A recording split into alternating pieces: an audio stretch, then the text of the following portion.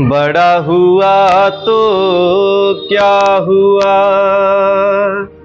जैसे पेड़ खजूर। बड़ा हुआ तो क्या हुआ, जैसे पेड़ खजूर। पंछी को छाया न दे,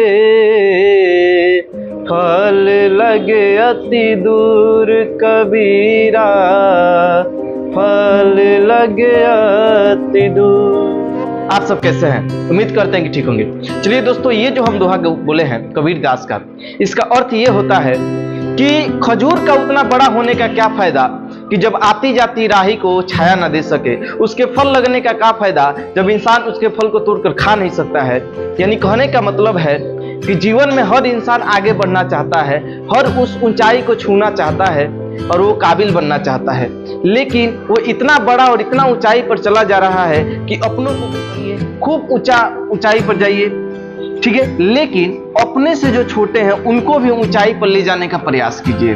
बहुत लोग ऐसे इस धरती पर हैं जो एक दूसरे को, जब एक दूसरे आगे बढ़ते हैं तो उसको आगे नहीं बढ़ने देते हैं, ठीक है, उसके पांव खींचते हैं। तो उसके पांव खींचने से क्या होगा? हमें कुछ नहीं होगा बाबू। जो पांव खींच रहा है उसको नुकसान है, जो बुराई कर रहा है वो खुद अपना नुकसान कर रहा है। मान लीजिए हम किसी दूसरे का बुराई कर रहे हैं, यानी उसमें हम अपने आप पर कैसे अभिमान कर सकते हैं?